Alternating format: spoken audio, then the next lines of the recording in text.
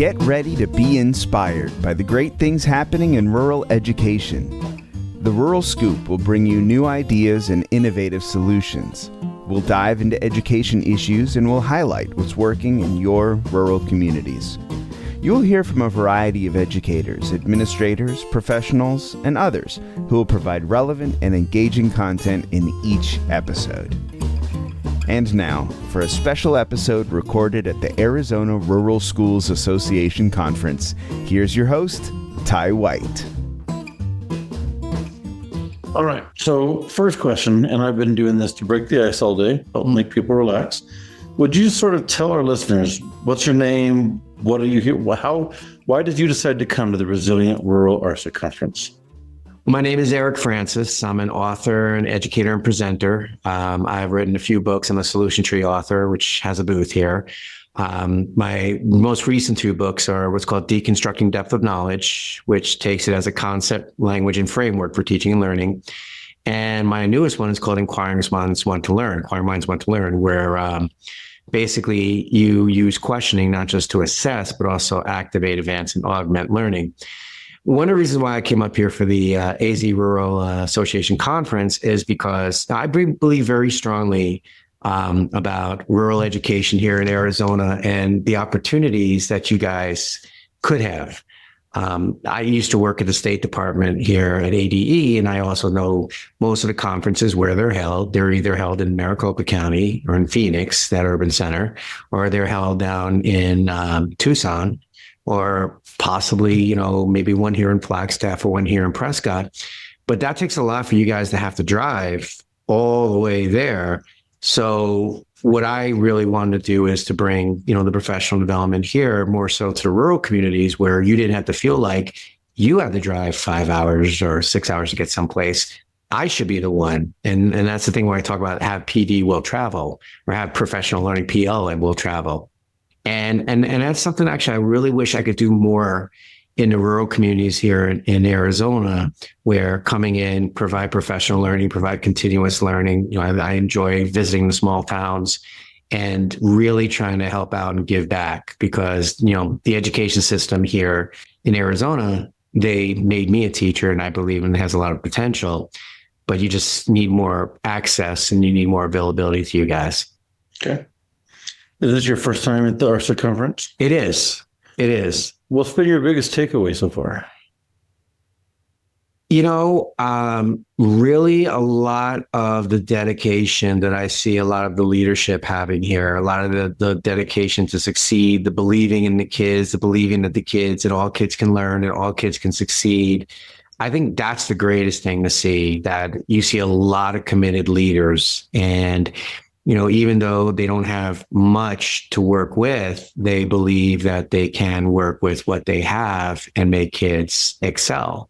So I think that's really the great thing. It's like just hearing the stories and seeing people hearing like, wow, our kids are doing this and our kids are doing that. And really, bringing the realization that you're not sentenced to your location. Anyone can do anything anywhere. And really, I think that's the greatest thing to see is that these leaders, they're talking about like, oh, our kids are performing as this and our kids are this. You have a school in Congress Elementary. It was an A-rated school that's, got an award for that. I run into some old colleagues I know from, and they recognize me from my days when I was at the Department of Education. I used to work there many years ago. And seeing just the growth and seeing, how they're doing. And I think that's the great thing is seeing like just the great stuff that's happening in rural Arizona. Okay. The next question I've got for you, you've answered already, but I want to put it to you again because there might be other angles that you could share on it. There might be something else you would. So you're here representing Solution Tree and you have an audience right now. Like, why don't you tell rural leaders and rural decision makers really describe what it is that you can offer to them? I think what I can offer is really an ambition and dedication and a belief that all kids can learn. And my belief is that all kids can succeed. We just need to figure out how they can succeed. And it may not be the way that we understand, and it may not be the way that we can teach them in a way that we understand. But what are we doing to really help kids learn the way that they can learn. And what are we doing to make sure that all kids can learn? And it may not be in the time frame we have. It may be if we have the end of a quarter, well, they may not get it. So what interventions are we doing? I really also think that, and I ask this question to a lot of school leaders where I say, well, what do you want? Do you want the kids to learn? Do you want the kids to achieve the standard? Or do you want the kids to pass the assessment, the state assessment? And most of the time they'll say all three. And I said, then it needs to start with the standard. And you need to figure out how can we get the kids to, through, and beyond the standard. The other big thing is understanding that when you go to a grade level as a student, let's say you're in fifth grade, you're not a fifth grader entering fifth grade. You're a fourth grader, or wherever that last assessment you took said that you were, or wherever was the year that you got knocked off the rails. Now, let's say you were proficient in your assessments from the year before. Something happens over the summer. Your parents get divorced. Someone has to move. Someone passes away. Some sort of disruption in your life. Where is that child when they're coming in your classroom? And what I like to try to do is help teachers understand is that when people come to you, no one's at grade level. When children come to you, no one's at grade level. What is grade level? That's the standard. I want you to look at that as the finish line in a race. It can be a running race, it can be a car race, a horse race. That's where all kids need to reach and cross. Do we believe that all kids can do that? If you don't think the kids can reach the finish line, then we have a bigger problem. But it's up to us to figure out where they are on the track and where they're strong on the track and how can they use their strengths to get to that finish line. So when you run a race, there's always a part in it that you either pewter out or you're not running at the level that you should where you started. So how can I use where I'm strong to launch me further? How can I pace myself? Maybe I'm teaching you how to do this in a way that's not going to help you win the race or achieve the standard, but how could you run it? And I think that's the big thing, is that believing that all kids can learn, believing that we need to get all kids to achieve the standard. And again, it might not be in the time frame that we have. And what can we do to really make the students and really help the students own their learning? I mean, it's not what you're teaching today, and it's not the exit ticket out your door, and it's not also the test at the end of the week or even the state assessment. What kind of experience are you creating for a child that they take with them, not only over a timeless period, but also maybe for the rest of their lives? Are you that teacher that they're going to look at 10, 15 years from now and say, hey, I remember when I did this in your class? What kind of experiences? And that's what I want to do really with helping a lot of rural schools, is that how can we make these experiences? How can we create these experiences for these kids that they take it with them? And we have these students for 7 to 8 hours straight. Okay. There's 24 hours in a day. Hopefully they're sleeping for 8. And then you have, again, 16 left. Now you have them for 7, consistent. What can you do in those 7 hours to make that the most productive, safest time for that child, and make that child feel like, oh, I want to come back tomorrow and see what I can do tomorrow? So that's something I think I can really help out with a lot of schools up here. Sure. Sorry. Tell me about your rural experience. We were talking before we started, and you mentioned about teaching in Blythe. Yes. I guess I want to hear some of that and some more of. You know, it was really interesting. And once upon a time, it was very hard to get a teaching job in Central Phoenix, in urban Phoenix. So I went to a ASU recruitment for teachers, and there was this district in Blythe, California, Palo Verde Unified. Not the one that's out here in Arizona, but it's a different one.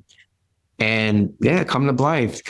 And they sold it. They sold it like a Norman Rockwell town. And when I got there, it was more like a John Steinbeck novel, because it was very interesting. And I grew up in New York. I grew up in New York City, and I grew up in upstate New York and suburban upstate New York and Albany. But this was my first real rural experience living, working. I think the biggest takeaway when I was there was seeing just the strength of community, how the community bonds were formed, and how the community really ran and controlled everything and really kind of even decided your fate. I mean, if the community accepted you and embraced you, you were good. If they didn't, you were not good. So a lot of it also was that belief that all kids can learn. And I believe that. And I had a lot of kids there. And it's also a lot of stereotypes that people think, well, it's rural, that, there's a lot of poverty, or there's a lot of, farmers' kids, or, slower. And it's not. It's just different. It's a different environment. And I enjoyed it. I mean, I was young, so, I didn't have really a lot of, connections or roots there, as much as they tried to get roots, because, they introduce you to the local person, telling, hey, this is so-and-so's daughter, why don't you go? And I knew I was always going to move back, but I really look back on that experience. Like, I'm glad and I'm appreciative of it. And I think it also made me more sensitive about what kind of supports rural districts get for professional learning. What are they doing to enhance their effectiveness? And it's hard because there's not many places you can stay. It's costly. So, but what can we do? Because it shouldn't be that you guys in the rural areas have to go and travel. I mean, sometimes take 3 or 4 hours to get to an airport to fly to some other place. And that's expensive. What can we do to bring the experience to you? And I think that's really what I'm really focused on, even here in Arizona, is that there's a lot of great places, a lot of districts in Arizona that have a centralized location where you guys can come to and receive that. You shouldn't have to go to the conferences. And to tell you the truth, most often than not, the conferences, when you go to those big places, it's an all expenses paid vacation. And I think that's the big thing, is that what can we do to bring the experience to you, and how can we educate each other? Like, here I'm coming in with these strategies, but what I would do for you in a rural community would probably be different than what I would do in maybe New York or Illinois when I work there, or even North Carolina. And I work actually with a number of rural communities out there that are unfortunately hit hard by this hurricane right now.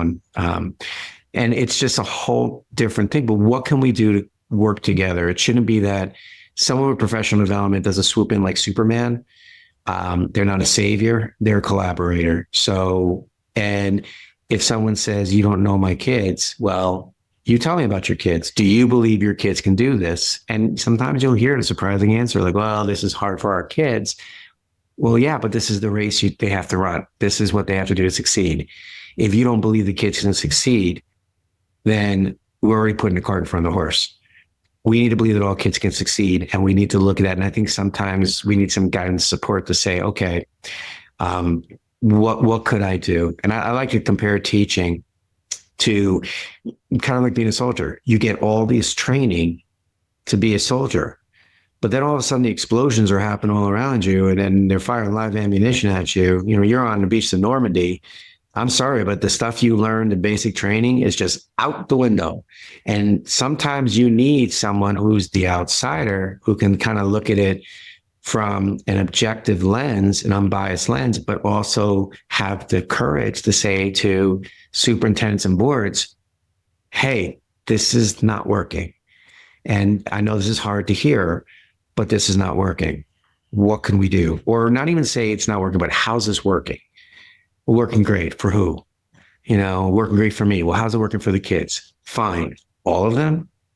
And I think that's sometimes the bigger thing. What I want to try to do is bring that professional element. There's no reason why a child in a rural location, a location that's got a population of less than 1,000 or 500, children can do anything. We just got to teach them. And we got to figure out how to reach them to teach them, and teach them to reach them. What does the expression "the rural advantage" mean to you? I'm going to pause you for a second. So sorry. Yeah, I'm doing too. So we'll cut down the edit. Okay. The rural advantage, I think, is community. I live in a suburban community. I don't know my neighbors. And it's really interesting to think about, because I grew up again in New York, and you knew who everyone was on your block, and you knew, and I think that's the thing about the rural advantage is the strong sense of community. I think there's a benefit and there's also a drawback because it also makes you insular. So, and you have to ask, why do we do this? And if your answer is because that's the way it's always been done, well, maybe that worked one time. I would say, again, the advantage is how can a community come together that not just even academically, but social, emotionally, behaviorally, that child's family, that child's, lineage, that child's legacy of that family, how to address that. And I think that's really what the rural advantage is. And you're also, I think also the rural advantage is you have a stronger appreciation of life. I think a lot of people in the big city and a lot of people in the suburban areas, we take for granted, we don't take advantage of what we have. And I think in the rural locations that you're more appreciative of nature. You're more appreciative when you can go to more metropolitan areas. And I think it gives you a stronger appreciation. So that's what I think the rural advantage is. Okay. One of the things that I love about this ARSA conference, we're gearing up. We're going to head over into the awards dinner in a moment. I really appreciate the way they recognize and celebrate 10 outstanding teachers. Ultimately, I know one gets picked as the teacher of the year. All of these teachers have done amazing things. And so when I sort of reflect on that, it leads me to think about the teachers that impacted me. You got anyone that's helped shape your life you'd like to shout out or recognize? Definitely my father. My father, when things were coming out, so my father's an interesting guy. He lost his legs in a car accident in 1965. And he was one of the unsung leaders, and there's more stuff coming out now for the American Civil Rights Movement for the disabled. In these things, you have faces and brains. And the face, and she also had a brain, was a woman named Judy Heumann, and she recently passed away. And my father passed away 12 years ago. He was the brains behind it. And he said, don't be in the spotlight, be in the background. So my father, being a double amputee, what I like to say is a man with no legs taught me how to stand proud and walk tall. And he was in a time where people who were disabled, they were not expected to do what he accomplished. It was very much like a regulation. And it's really interesting because one of the things of the civil rights movement for disabled and the idea of diversity, equity, and inclusion is that they did not want you to see the disability. They wanted you to see the individual. So when you see things, and I'm here saying like, what do you mean you don't see this? What do you mean you don't see it? Well, I was raised with somebody who was a leader of the civil rights movement for disabled, where I don't want you to see me in a wheelchair. I don't want you to see that I'm a man with no legs. I want you to see me. That just happens to be, a part of my identity, but see me. And that's how I see people. So he really inspired and influenced me. And it's also kind of a challenge because I have a very diverse family. I have my brother has special needs. I have interracial brothers and sisters who are 20 years younger than me. My parents were split. So when people look at me, you guys can't really see me now. I'm blonde hair, blue eyes, Caucasian. What do I know about diversity? And the joke I used to like to say is, hey, come over for Thanksgiving, because my full family is diverse. We live it every day. So my father really, really the biggest influence in my life. His name's Fred Francis. I'll tell you, if I can tell you a cool story. I was in Lexington, Kentucky, and I did a keynote. I do a keynote that says, are you ready to rethink? And it's about busting stereotypes. So I say, when you look at me, what do you see? And there's things you see as a cover of a book or judge based upon the words on the page. And I say, you shouldn't do that. You need to look at life like an English teacher. We don't judge a book by its cover. We don't judge based upon the words of the face. We look for deeper meaning. So I showed a picture of my father in a wheelchair and double amputee and shared his story and said, you wouldn't know that by just looking at me. And what I found out was that they teach my father and his accomplishments of the American Civil Rights Movement for the disabled in Kentucky as part of their curriculum. And I found this out because people were like, oh, that was a very moving keynote. I don't keynote usually. I usually do workshops. I don't put on a show. I don't take you to church. I take you to school when I do training, I like to say. But the great thing about it was that somebody put on Twitter and said, yeah, we teach his father down here in Kentucky, in Lexington. And I was like, what? So I said, can you meet me? And the great thing about that was I did this keynote, I might get choked up, but the day after the 12th anniversary of his death. And, the day before, my mom and I were talking about it and said, how much we miss him. And then I found out about this and I called up my mom and I said, Mom, they teach his advocacy down here as part of the curriculum for social studies for the civil rights movement. And she started choking up and saying, that's how your father wanted to be remembered. So I look at that, but it's also given me a kind of an impression in life where, I saw a man who was a double amputee do things that a man with legs probably chooses not to do. I mean, I saw him do a lot of great things. So that really taught me that anything is possible and anything can be accomplished. And I take that not only professionally in my life, that anything's possible. We all can rise above. We all can be what we aspire to be and not even realize who we can be.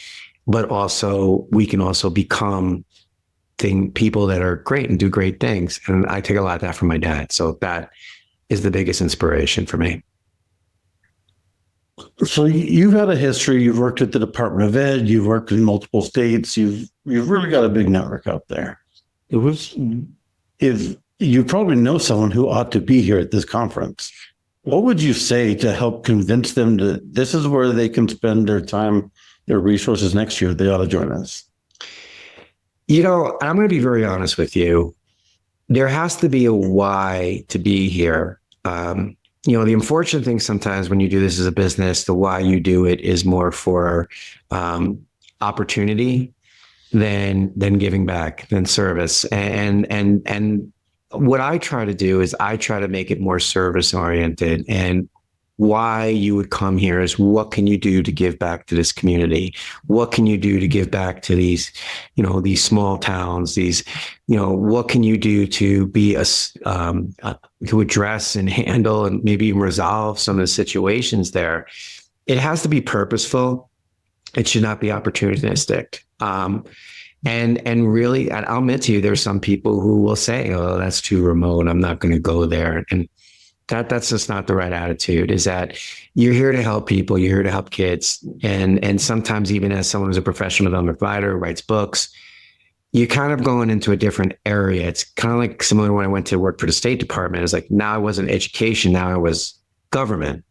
So now with this writing books and doing professional development, now you're not really education, you're entrepreneurial. Some people don't like that. But I think it's more so like, what can you give back? I've worked with a number of rural communities here in Arizona. I had that fortune. I've worked with Nogales for a number of years, did some great things. I did some work in Sierra Vista. I've worked up here in the north with a few schools. And really, to tell you the truth, a lot of my greatest stories that I share when I present came from those experiences. I would say if you're coming here, don't look at it as an opportunity. Look at it more so as what can I contribute? How can I serve? And I think that's the whole thing about, don't go here with money in your eyes and, dollar signs. Go here to say, what can I give back? And, between you and me, I'd also probably be very selective about who I choose, because you don't need cheerleaders coming in here and going rah, rah, rah and telling you you're wonderful, you're great, and you walk out enlightened and it disappears the next day. You need someone here who's willing to work with you, who's willing to get in, the dirt with you, get in and come back. It's not a one and done. And that's why I think, what I would do probably to say, like, okay, what can you do to give back to this community? What can you do to support this community? Not just what can you do to get an opportunity to say, hey, I was in this place and I got paid this amount of money. All right. Those are our questions. All right. Thank you for having me. Thank you. All right. There were some great insights there. I appreciate that. You got it. You got it. Thank you so much for listening to The Rural Scoop. Please be sure to rate, review, and subscribe, or even leave us a comment. And be sure to follow on Twitter at Dr. Sadorf. That's Dr_SADORF, so that you never miss a new release. You can also check out previous episodes of The Scoop wherever you get your podcasts. Production support for the Rural Scoop is provided by Chattanooga Podcast Studios. Find out more at ChattanoogaPodcastStudios.com. See you next time for more great discussions about rural education.